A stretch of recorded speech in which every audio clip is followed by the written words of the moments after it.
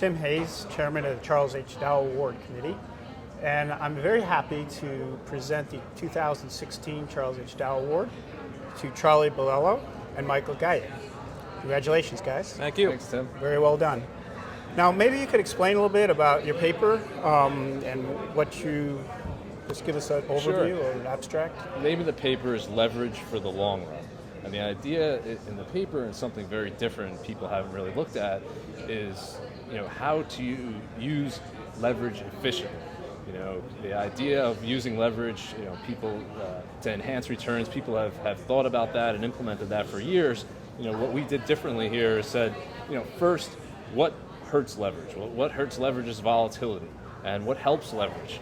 Lower volatility, streaks in performance. So, with that fundamental idea, is there an indicator out there that can determine volatility regimes systematically? Mm-hmm. So the moving average is something that every technician uses, thinks about, and we always hear about different moving averages and trends. But what was unique in this paper is we looked at the moving average in terms of an indicator. What signal does it provide in terms of future volatility and streaks in performance? And as it turns out, when stocks are above their moving average, you tend to see below average volatility going forward. And when stocks are below their moving average, you tend to see higher volatility. So the summary of the paper is you can use the moving average to determine when you want to use leverage and when you want to be more defensive in terms of a strategy. Oh, that's great.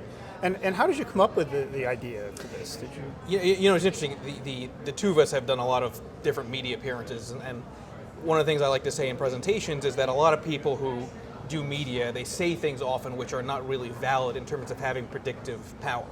So I think in the beginning, the real source of it was, let's maybe myth bust some of the things that people say in the media about the use of leverage, about what moving averages tell you more generally, and then let's see if after we myth bust and identify what leverage and moving averages, how they should be used, how we combine them into this bigger strategy, bigger concept.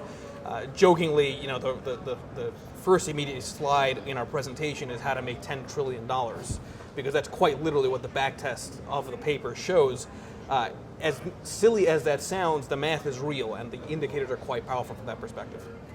And so how did you go about doing your research? Is there anything you can suggest in how would one go about developing an idea like this and testing and coming up with the decision rules and that process? Yeah, sure. I mean, it's a lot of intense research, a lot of statistical analysis.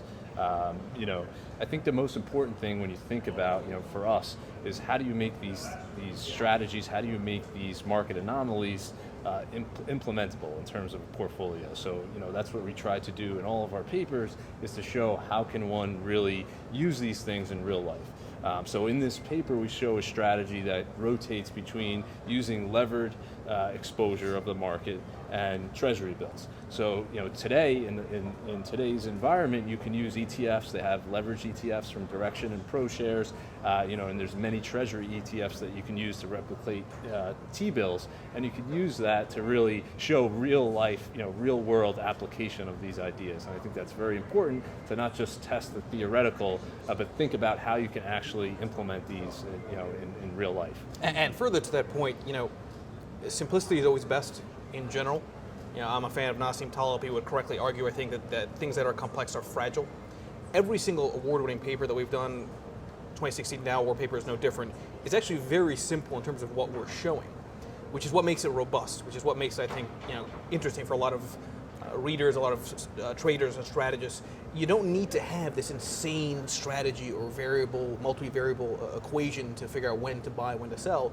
You just have to understand the conditions under which it's better to buy or to sell. And I think that's a different mindset than the vast majority of people that you hear, again, in the media have.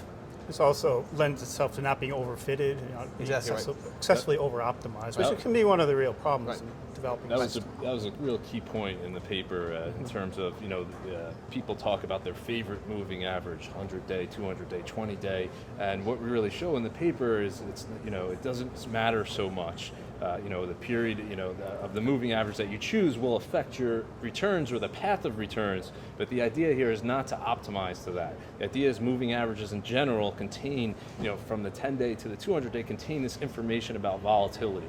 And once you have that, there's many different ways you can implement it, but you got to start with that fundamental idea that volatility is the enemy of leverage, and that moving averages in general can predict volatility regimes. So, from there, choosing a specific moving average and a specific time period is over optimizing it. And so, we started with the idea, went back to the 1920s, and we just, let it run and see this is what it did. And kind of interesting about that point about chasing optimization. There's always that desire to curve fit, find the best, which moving average is best for leverage or not. It doesn't matter, right? Just stick to whatever indicator and keep going with that indicator, even if you're in a cycle where it's not working. I always make that point in every presentation that I do. Your ability to stick to any strategy, any indicator is more important than the strategy or indicator. So don't focus on what's the best. Just focus on something that works for you as long as you can keep to it. And for the portfolio management, I mean, would you recommend can you use this indicator in isolation, or do you use this in conjunction with other indicators? Or how do you think about that? The way that we think about it is less about combining it with other indicators and more about what is it that we're showing, what's the anomaly, what's the thing that we're really trying to demonstrate in terms of the research. And as long as the indicator tells you something about the potential for future volatility, that's where leverage can be used successfully, right? It's not necessarily just about the moving average. It's about this idea that volatility can be anticipated, can be positioned for, and that as long as you can anticipate that volatility on average, more often than not, you don't have to worry about which indicator or combining indicators. You just have to focus on that specific anomaly. That's fascinating. So this is the second time you guys have been here. Two-time winners of the Dow Award, not an easy accomplishment. So maybe you could explain when you won it 2 years ago. How has it helped you? How has it changed things for you? And you want to explain that a little bit? So the reason for the 2014 Dow Award paper to begin with was to prove out at least one of the inputs that we use in our mutual funds and our separate accounts. Why we at Pension Partners do what we do to an extent, and it's allowed us to really brand build from the perspective of having the credibility of an outside organization, the Market Technicians Association, having what is a great sounding name for an award, the Charles H. Dow Award, and going out there and presenting, talking about this research as a way of proving out why we do what we do. I myself have been traveling nonstop for the last 2 years, presenting to CFA chapters, MTA chapters. The amount of exposure that having that award has been really incredible in terms of public-facing type of appearances. And I think Charlie has gotten quite a bit of credibility and attention, certainly with the content that he puts out there on social media. So it's been a tremendous source of opportunities for us unequivocally across the board. Okay, very good. Anything to add beyond that? I think very good. Well, thanks for explaining all of this. Again, congratulations, and we'll see what the indicator tells us for this next update. Okay. Great.